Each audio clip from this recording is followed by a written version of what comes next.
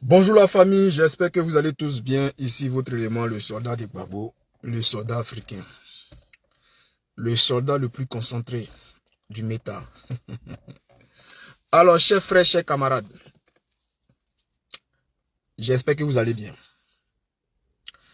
Comme vous l'avez tous vu, hein,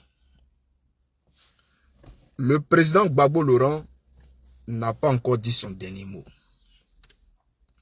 Le président Gbagbo n'a pas encore dit son dernier mot. Alors, chers frères, c'est pour cela qu'on vous demande de rester concentré. Restez concentré dans ce combat que nous menons. Le combat ne sera pas facile. Le combat sera très difficile. Mais restons concentrés. Alors, la maman Nadi Gbagbo a parlé. Elle s'est adressée à nous. Elle s'est adressée à nous.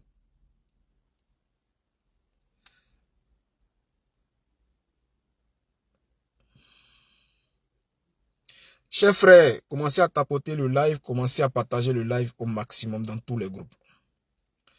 Voilà, on partage, on tapote, et puis, j'ai dit on tapote, on met les cœurs.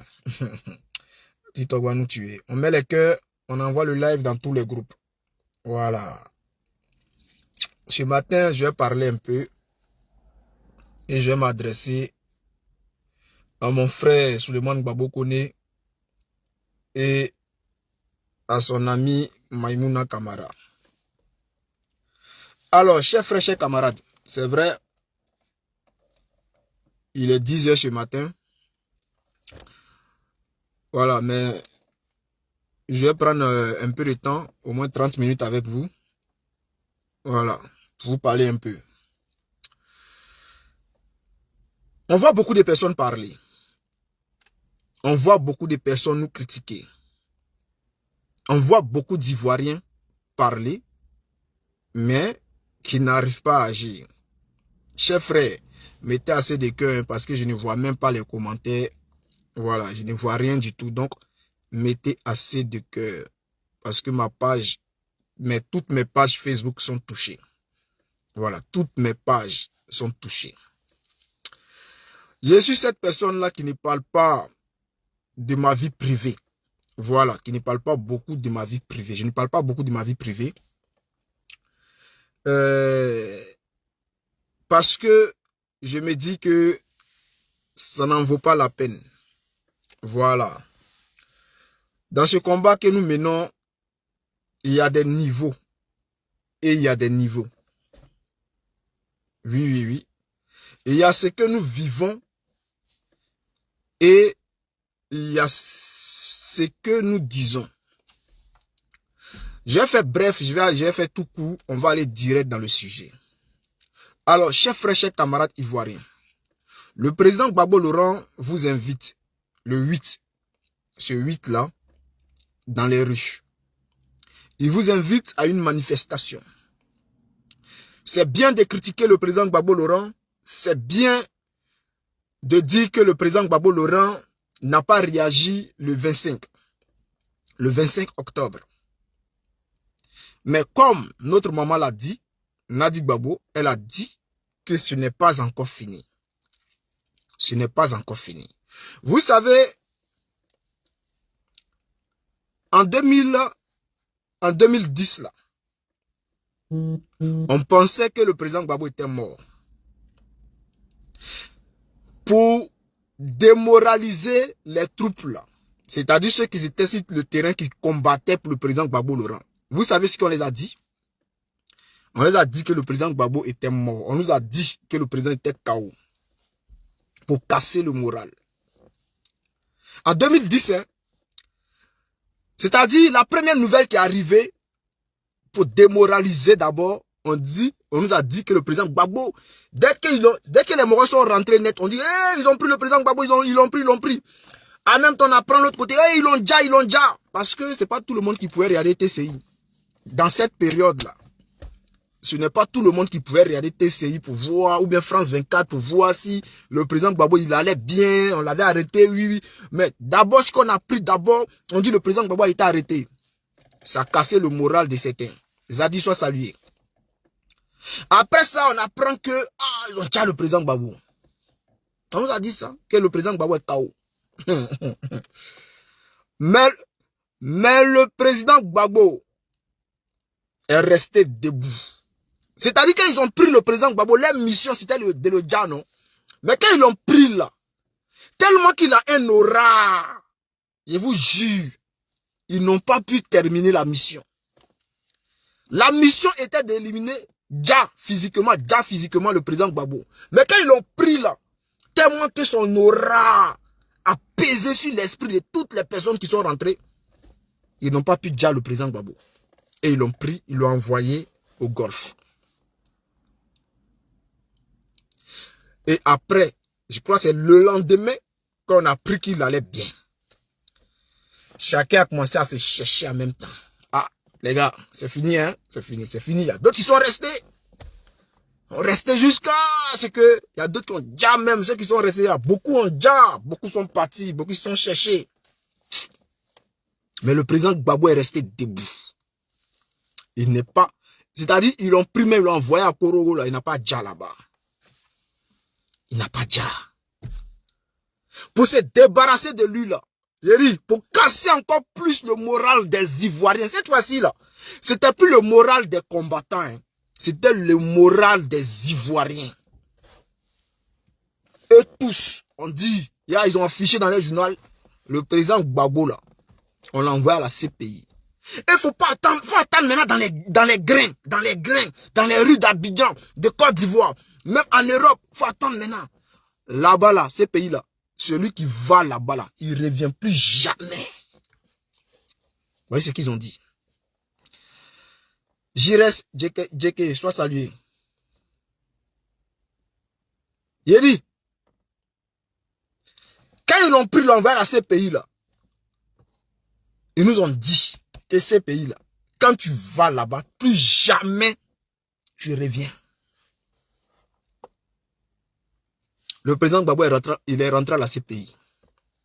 Il a dit, le président, les gars, partagez le live. Partagez, parce que ceux qui ne connaissent pas le président Gbagbo, c'est eux qui jugent facilement. La nouvelle génération, là, ils sont trop pressés. Ils font trop les choses avec de la précipitation. La nouvelle génération, les nouveaux combattants, là, ils sont trop jaillis. Voilà. Donc, écoutez bien. Quand le président Gbagbo est arrivé à la CPI, là, peut-être vous n'avez pas remarqué quelque chose. Ce qui s'est passé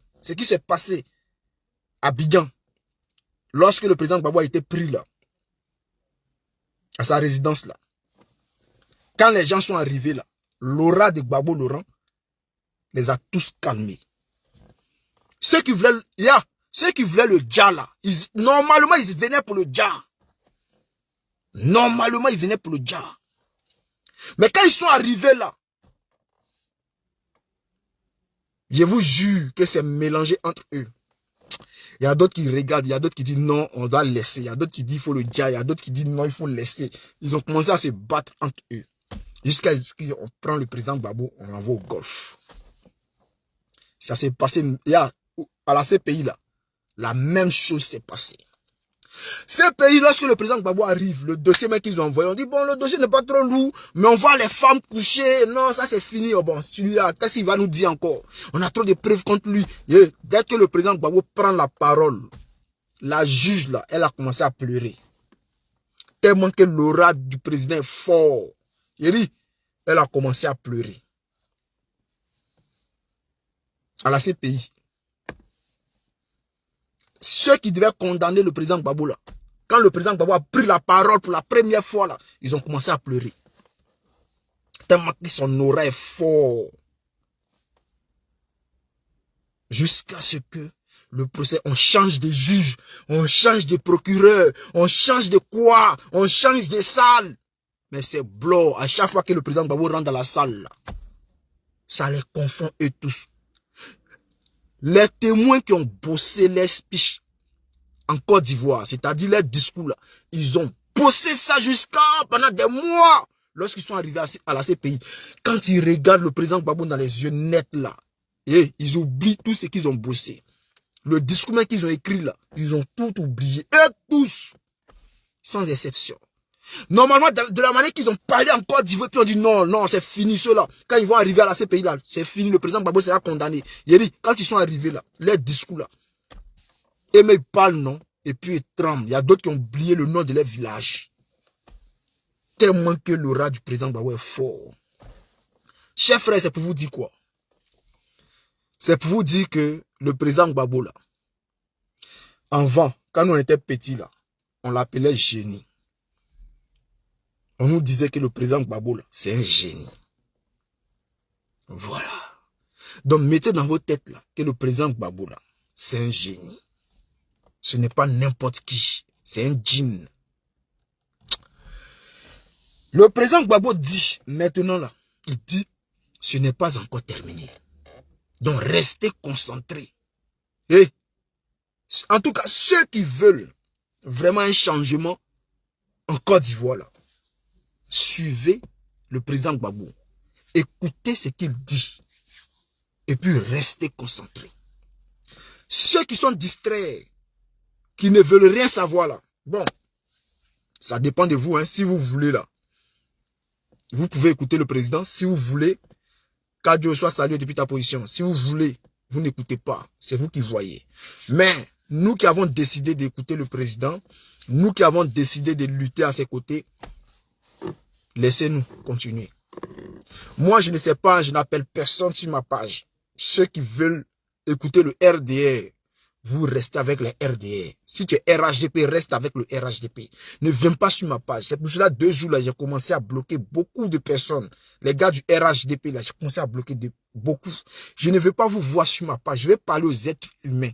Des gens qui ont une conscience, qui ont un cerveau. Voilà, donc je ne vais pas parler aux animaux.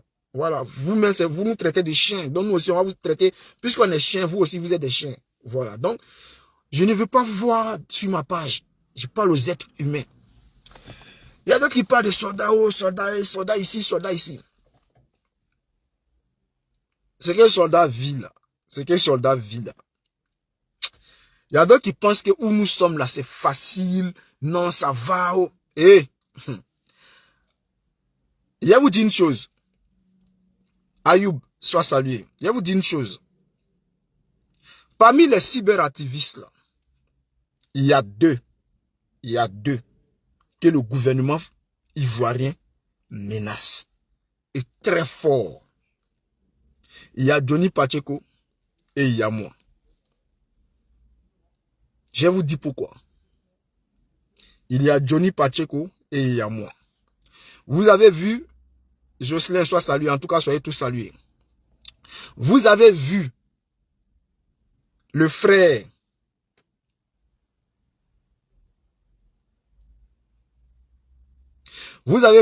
Johnny Pacheco, vous avez vu les accusations que le gouvernement ivoirien a collées à Johnny Pacheco là. Vous avez vu, non? Moi, ça fait 2 fois.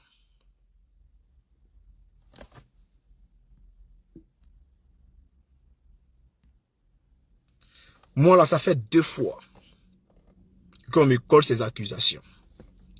En 2020, lorsque les autorités françaises m'ont appelé pour m'expliquer.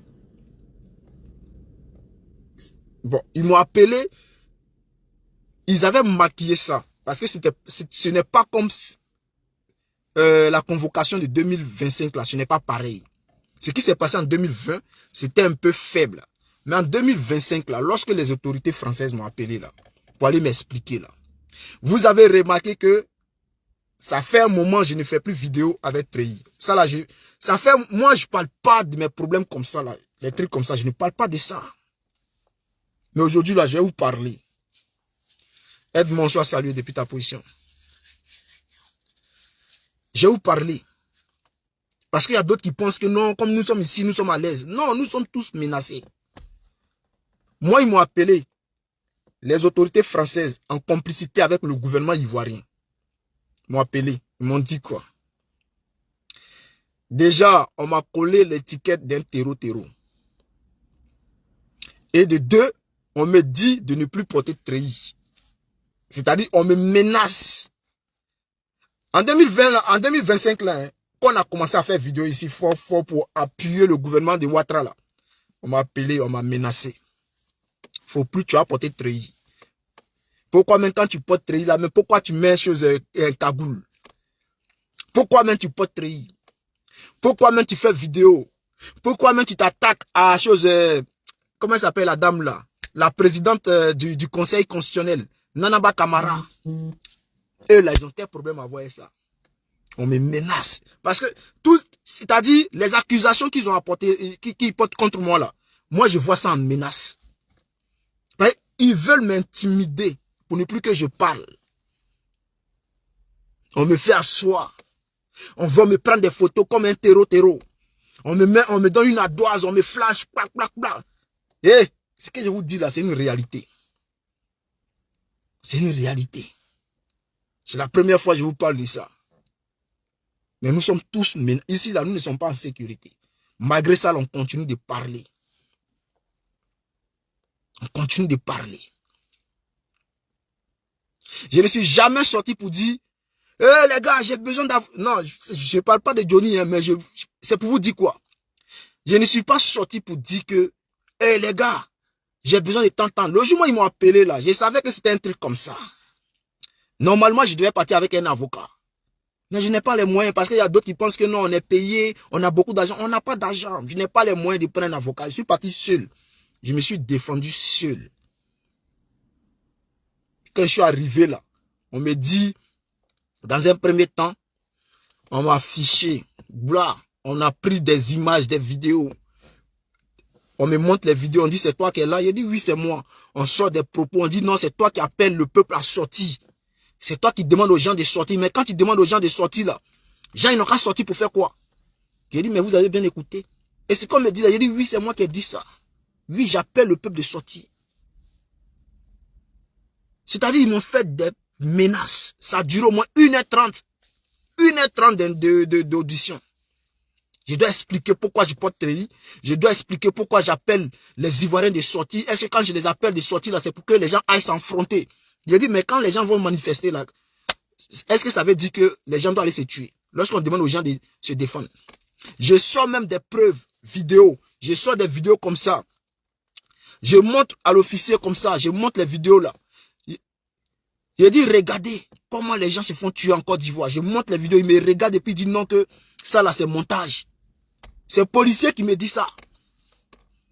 C'est le policier qui me dit ça la vidéo là. Ça là, c'est que tu es en train de nous montrer là. C'est montage. Que maintenant la IA peut faire ça. J'ai dit mais... J'ai dit monsieur l'agent, ce que vous voyez là c'est une réalité. Ça se passe en Côte d'Ivoire. Et je cite même des médias. Je cite des médias qui ont fait de ce genre de publication. Il dit, ouais, mais quel média? Je cite Infodrome qui parlait des Djali de Côte d'Ivoire. Je cite Infodrome. Il dit, non, mais est-ce que c'est un média sérieux? Je suis dépassé. J'étais obligé de parler de France 24, TV5. Ok, TV5, là, bon, ils ont parlé des tueries comme ça, mais ils n'ont pas apporté les preuves d'images. Donc, je suis obligé maintenant de parler de France 24, TV5, pour donner un peu de crédibilité. Parce qu'on ne me croit pas. Quand je dis que Ouattara tue les gens en Côte d'Ivoire, ils le savent, mais comme ils sont avec lui là, comme ils sont avec lui, ils font semblant de ne pas me croire.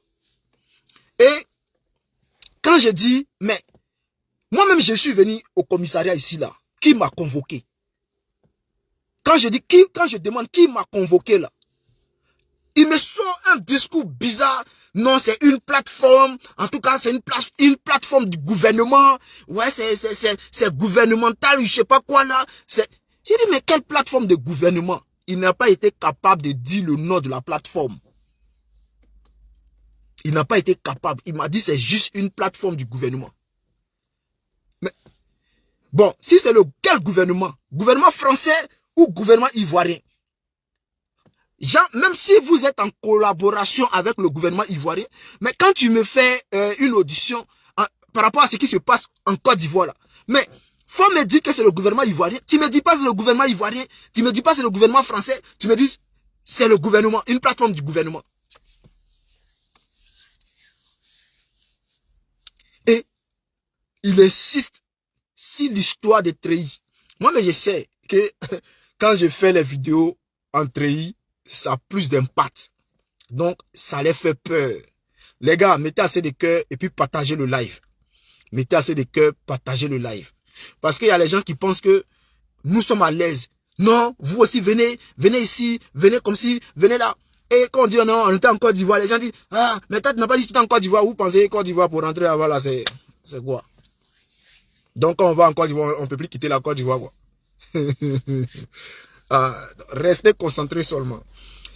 Donc, chers frères, c'est pour vous dire quoi?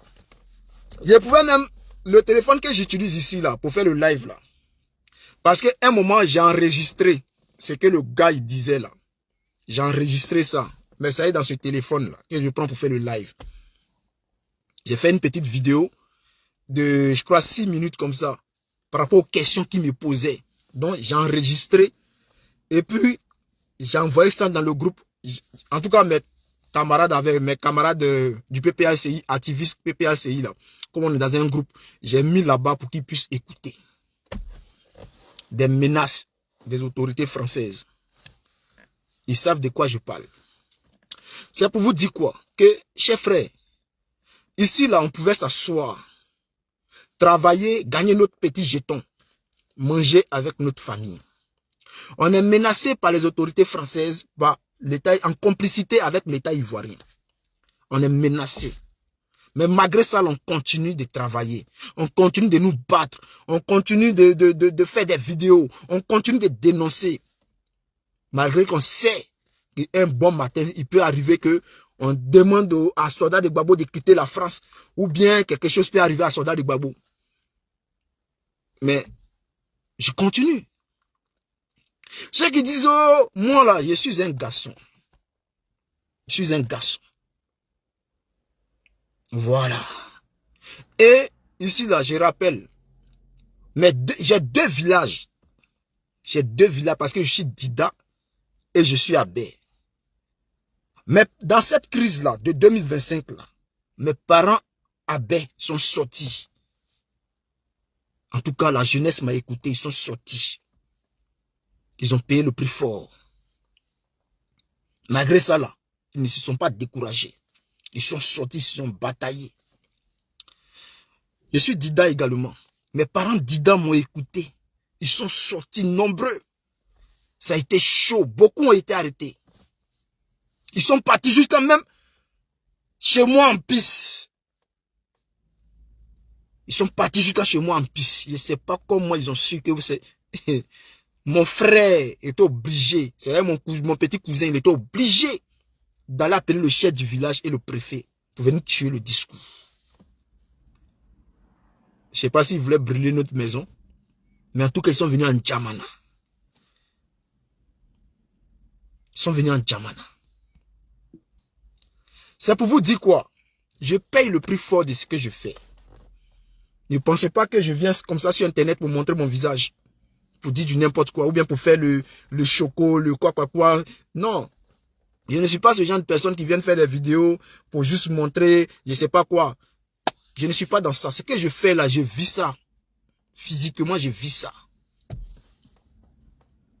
Je vis ça physiquement parce que mes parents sont menacés. Ça, je ne l'ai jamais dit. Parce que je ne voulais pas... Ce que je dis aujourd'hui, là, je ne l'ai jamais dit parce que je ne voulais pas donner la force à Ouattara et sa milice. Parce que quand tu fais ça, tu leur donnes de la force. Mais aujourd'hui, là, il faut que je vous parle. Mes parents sont menacés. Ça fait 2 fois. Disons même 3 fois. Parce que pour Divo, là, ça fait Abidjan 2 fois. Ils sont venus chez nous en piste. Qu'ils soient salués. Et à Divo, ils sont allés 1 fois. Pendant les manifestations, là, ils sont allés 1 fois.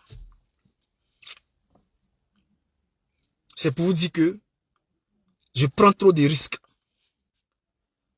Parce qu'avec ce que je fais là, même ma famille là, je mets ma famille en danger. Ma famille sait déjà ce qui se passe. Eux-mêmes là, ils ne font même pas politique.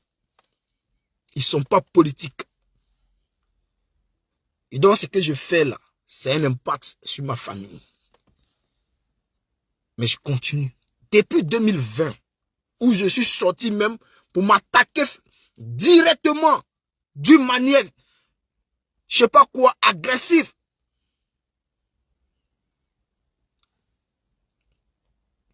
Au pouvoir de Ouattara là, jusqu'à aujourd'hui là.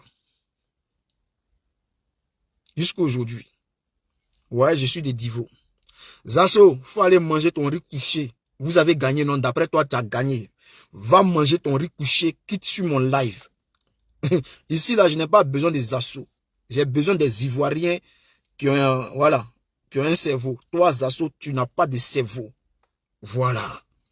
Je ne peux pas comprendre. Voici un gros, je sais pas quoi là, qui...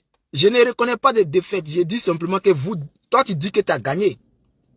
Tu dis que tu as gagné. Donc, va fêter puisque tu as gagné. Tu as gagné en tuant tes parents, selon toi. Quelle élection? Il n'y a pas eu d'élection en Côte d'Ivoire. Tes parents bêtés, tu les as massacrés. Massacrés, brûlés. Tes parents bêtés, vivants, tes frères bêtés. Et tu es content. Et tu es content. Mais mes frères, bon... Là, comme vous avez vu dans la description, j'ai mis Souleymane Gbagbo Koné et Maïmouna Kamara. Parce que j'ai vu 2 jours là ce qui se passe entre les deux. Et moi, ça m'a choqué. Donc, je vous parle. Voilà, ça fait 20 minutes, je suis en live. Disons presque 30 minutes. Donc après là, peut-être les gens vont couper la partie, vont vous envoyer. Ou si vous êtes sur le live, vous allez attendre ce que j'ai à dire. Quand j'ai vu vous deux là, Maïmouna Kamara, c'est-à-dire la guêpe, et Souleymane Gbagbo Koné, ce que vous êtes en train de faire là, j'étais déçu, ça m'a déçu et je sais pas comment je le dis, tellement que j'étais dépassé. Putain, Maïmouna Kamara, Gbagbo Koné, vous deux là, vous venez faire discours sur Facebook. C'est-à-dire tout le monde peut faire discours. Les cyberactivistes là, les communicants peuvent s'allumer entre eux. Sauf Maïmouna Kamara et Gbagbo Koné. Sauf vous deux. Voilà. Parce que vous avez une histoire.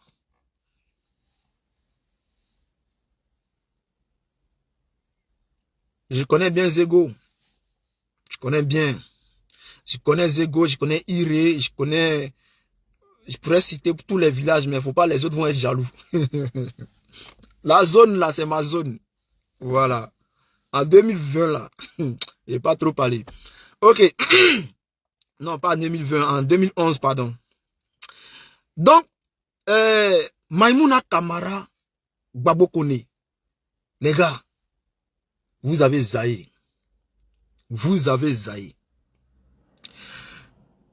Je vois, parce que moi je me disais que vous étiez proches.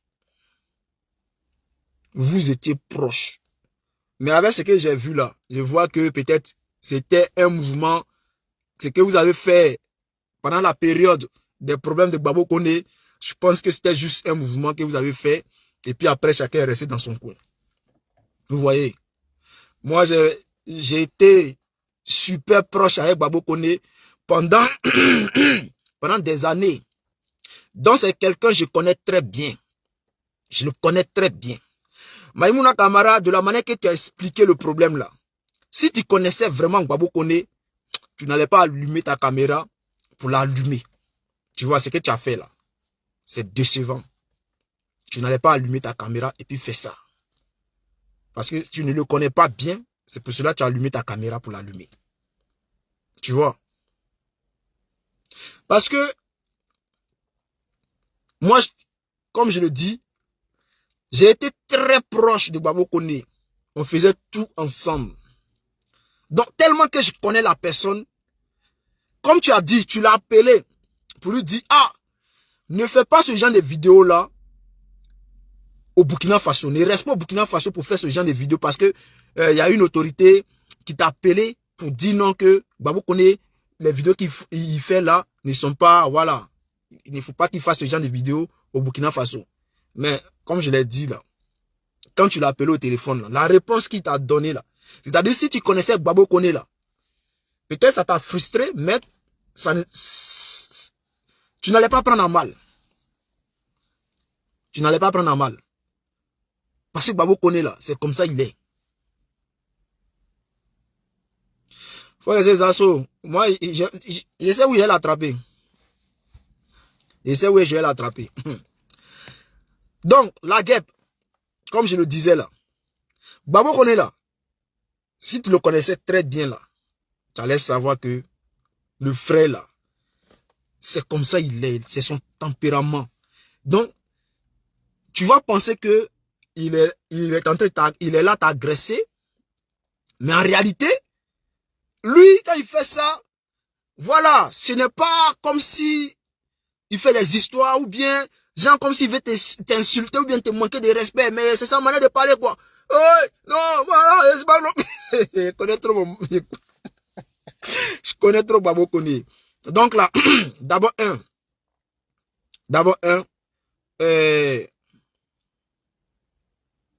non, ne t'inquiète pas, je n'ai pas peur de bloquer les gens.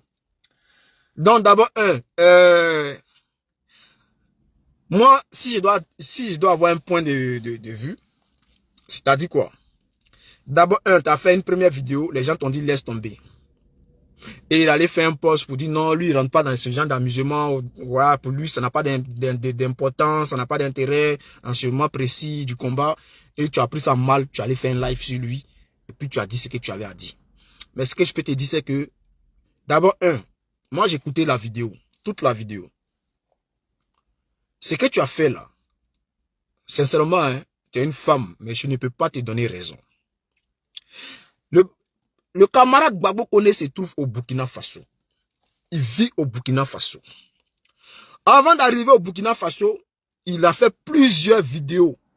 Il a fait plusieurs vidéos sur la toile où il parlait de cocktail Molotov. Et les autorités burkinabées ont vu ça. Ils ont vu ça. Les vidéos là, ils ont vu les vidéos. Où il parlait toujours de ça. Je peux même dire, la moitié des abonnés de Gbagbo Koné sont burkinabés maliens. Donc, ils connaissent bien Gbagbo Koné. Ils savent comment Gbagbo Koné fonctionne. Ils savent comment il fait ses vidéos. Moi, je ne peux pas dire que ce qu'il a dit là, je soutiens ça. Mais ils avaient connaissance de ses vidéos bien avant qu'il arrive au Burkina Faso. Et ils lui ont même donné un laissez-passer, sachant très bien quel genre de vidéo il fait.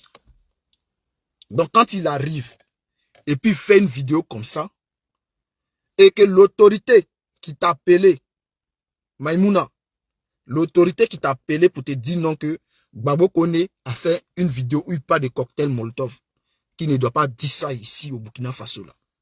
Mais lui-même il est au Burkina Faso. Gbagbo Koné est au Burkina Faso. Pourquoi lui-même il n'appelle pas Gbagbo Koné? Ou bien même il ne convoque pas Gbagbo Koné pour faire asseoir Gbagbo Koné, pour lui donner conseil. Et puis passe par toi. D'abord, c'est un manque de respect. C'est un manque de respect. C'est ce que moi je vois quoi. Parce que même si la personne est plus proche de toi que Gbagbo Koné, mais pourquoi la personne ne demande pas le numéro de Gbagbo Koné pour appeler le Gbagbo Koné? Parce que je pense même que pour le jeune Gbagbo Koné là, c'est facile pour le jeune. Donc si toi tu pouvais donner le numéro de Gbagbo Koné à l'autorité qui t'a demandé de dire à Gbagbo Koné de ne plus faire ce genre de vidéo là. Si tu donnais le numéro de Gbagbo Koné, il appelait Gbagbo Koné, il croisait Gbagbo Koné et il parlait à Gbagbo Koné. Ou s'il voulait parler au téléphone à Gbagbo Koné, ça allait être plus respectueux. Tu vois? Parce que tu es dans le même quartier avec quelqu'un. Tu es dans le même quartier avec quelqu'un qui mène un combat que tu mènes. Les deux mènent le même combat panafricain. Et lui, au lieu de... Il n'a pas besoin d'aller aux États-Unis là-bas pour parler à Gbagbo Koné. C'est-à-dire lui, il va aller aux États-Unis et les États-Unis vont parler à Gbagbo Koné. Non mais, pourtant lui-même, il est à côté de Gbagbo Koné. Les deux sont dans le même village là. Pourquoi ne pas? Ça va donner plus de crédibilité, plus de respect de considération à Gbagbo Kone. C'est vrai que la vidéo, même quand il fait la vidéo, on peut ne pas valider la vidéo. Mais là, de la manière que ça s'est passé là, il y a un manque de respect. Bah ici c'est moi-même là, je vois ça en foutaise. Et toi, la guêpe, d'abord tu commences ta vidéo là. Tu commences ta vidéo, tu l'allumes direct. Tu n'expliques pas ce que Gbagbo Kone a fait. Tu n'expliques même pas ce que Gbagbo Kone a dit. Et puis, tu comprends une vidéo où il attaquait IB. C'est-à-dire, tu prends une vidéo, genre comme si tu veux le mettre en conflit avec les Burkinabés. Comme si tu veux le mettre en conflit avec les Burkinabés. Tu commences à l'allumer. Tu commences à faire sortir des vidéos où il était virulent envers le président Ibrahim Traoré. Ce n'est pas bien la guêpe. Je sais pas. Parce qu'il ne t'a pas manqué de respect. Hein? Voilà. Il ne t'a pas manqué de respect.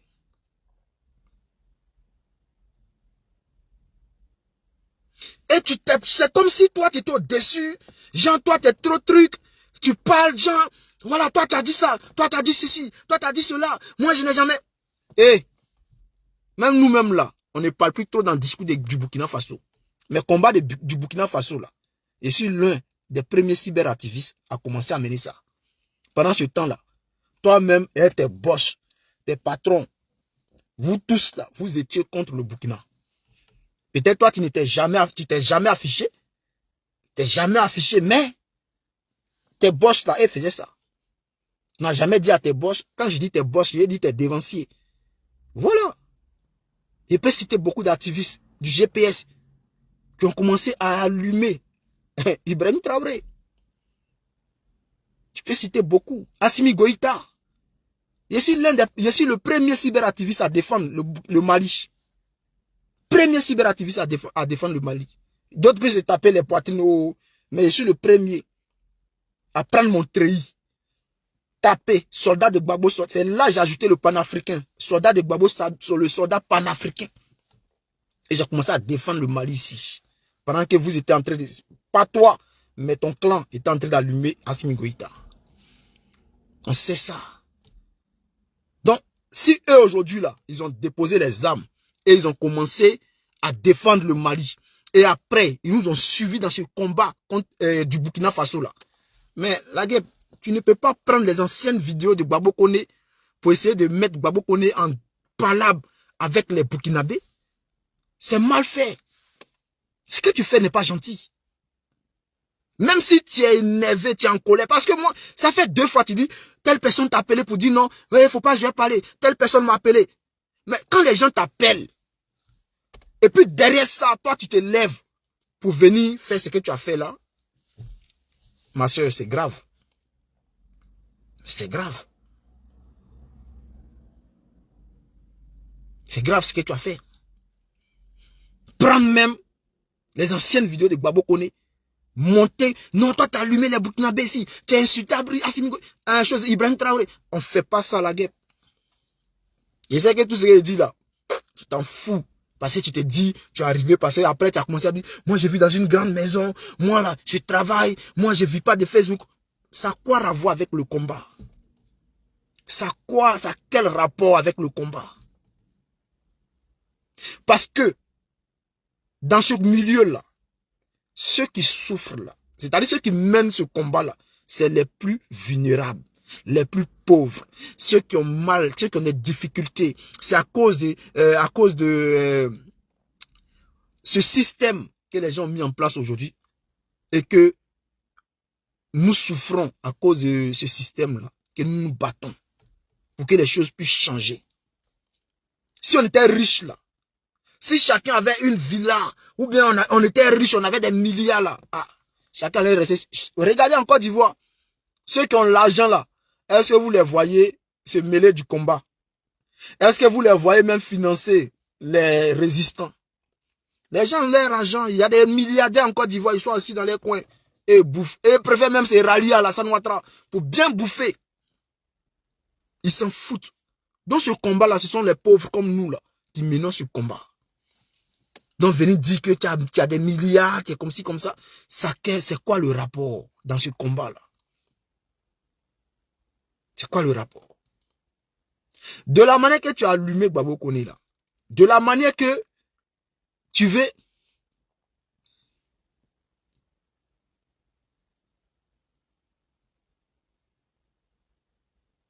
C'est qui lui là? Je sais que c'est pas la guêpe. La personne prend la guêpe amère. Que non, toi-même tu es où?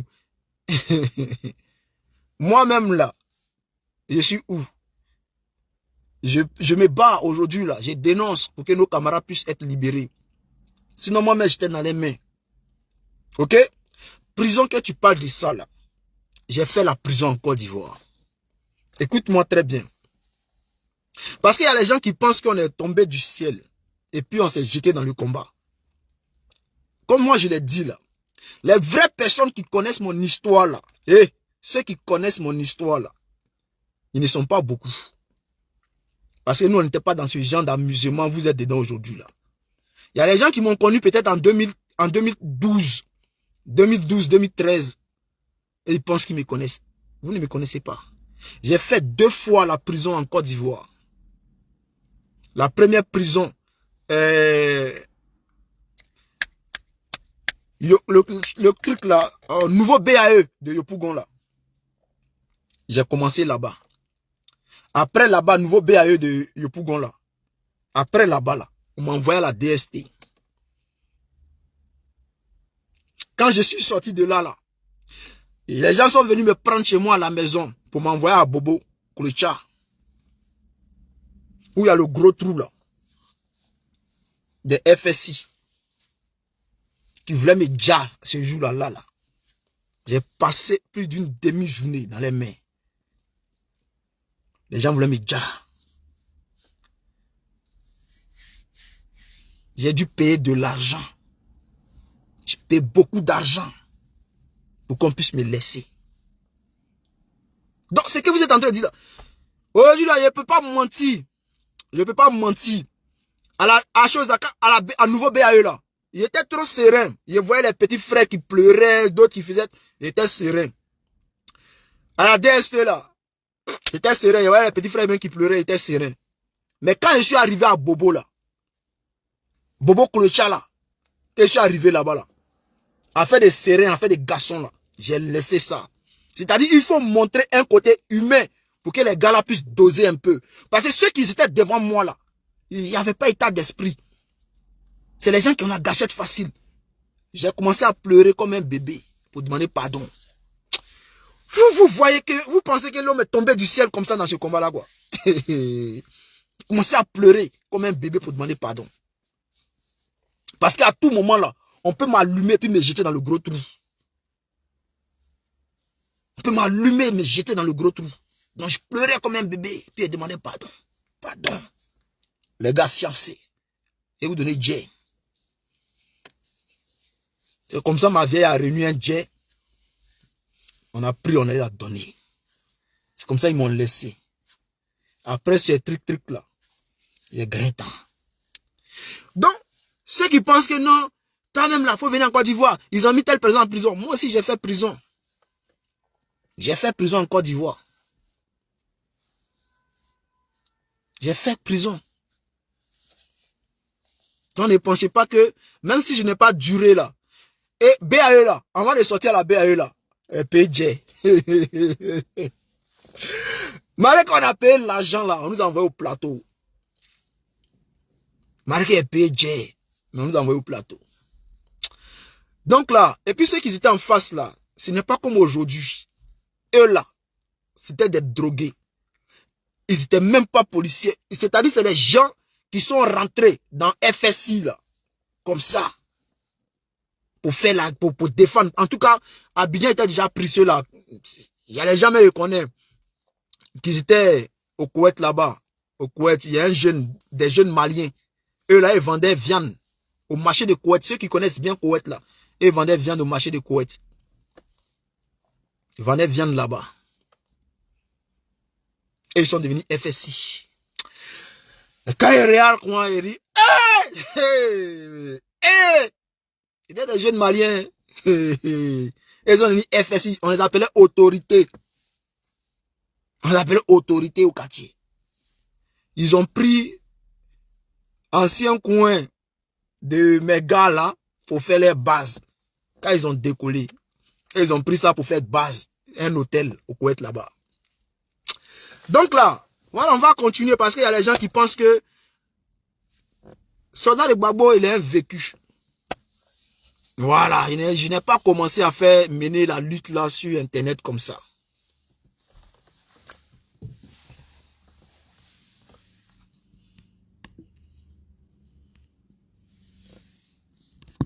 Donc, on était sur le cas Maïmouna Kamara, Souleymane Gbagbo Koné. Donc, comme je le disais, Souleymane Gbagbo Koné, Maïmouna Kamara, voilà, la camarade de la guêpe. Non, c'est ça, non? La guêpe, non? Ouais, la guêpe. Elle a zaï. Voilà, elle a zaï. Sa manière de se comporter, la réaction qu'elle a eue. Non, c'était pas bien. Voilà. Elle n'a pas raison. Elle n'a pas raison du tout. Voilà. Je n'ai pas aimé cette manière. Parce que moi, je me disais que c'est un problème qui s'est passé entre les deux directement. Voilà, c'est ce que je me disais. Voilà, donc, il me dit, ah, peut-être c'est un mouvement qui s'est passé entre les deux. Parce que elle, quand le mouvement de Gbagbo Koné est arrivé, elle est partie au Burkina là-bas, aller croiser Gbagbo Koné. Donc, quand elle est arrivée au Burkina, ils se sont vus parler là. Bon, je dis pas la vérité, tu fais quoi sur mon live? Eh, tchè, tu fais quoi sur mon live si je dis pas la vérité? Tchè. Voilà, donc, ce qui s'est passé après là, où elle vient parler du Burkina Faso, non, il y a une autorité du Burkina Faso qui demande à ce que Gbagbo Koné ne fasse pas ce genre de live. J'ai trouvé que non, c'est pas pour cela, tu as fait un live pour allumer ton frère. Voilà. Maintenant là, où je peux la soutenir un peu là, parce que mon frère Gbagbo Koné l'a zaï. Où elle est partie donner les 4400 $. Où elle est partie donner les 4400 $ là. Et puis Gbagbo Koné en avait 400 $ pour lui donner là. Mon frère Gbagbo Koné, toi aussi. Ah, champion. On sait que toi, tu es un Nani. Hein? Tu es un Nani dans le sang. Même si on t'appelle Koné. Tu es un Nani. Mais t'as zaï, frère. 400 $. Bon, son billet d'avion même pour venir au Burkina Faso là. Hein? Son billet d'avion pour venir au Burkina Faso là. C'est pas 400 $, frère. Tu dois être au moins minimum, au moins 1000 $. Parce qu'elle a bataillé, elle a fait son truc là, sa collecte de fonds pour toi. Elle s'est battue, elle a payé un billet d'avion. États-Unis, Burkina Faso. Donc frère, là, tu dois donner au moins 1000 $.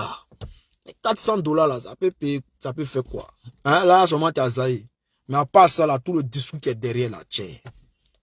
Non, la guêpe n'a pas raison.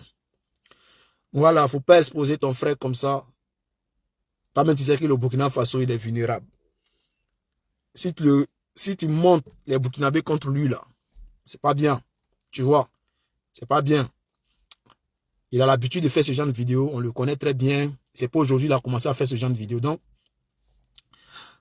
c'est mieux que la personne qui t'a appelé pour te dire là. C'est mieux que la personne appelle Gbagbo Koné pour dire à Gbagbo Koné, voilà, frère, tu es au Burkina Faso, non, tu sais qu'entre nous et Alassane Ouattara, c'est bizarre. Donc, faut pas faire ce genre de vidéo. Faudrait pas que, voilà, le gouvernement ivoirien pense que c'est nous, on te demande de faire ça. Bon, Ouattara ne peut pas penser comme ça aussi parce qu'il sait que depuis Gbagbo Koné était en France, là, il faisait ça. Hein, tu vois, Maïmouna Kamara. Donc, ça ne sert à rien d'allumer Gbagbo Koné comme ça. Ce que tu es en train de faire là, c'est pas gentil, quoi. Voilà.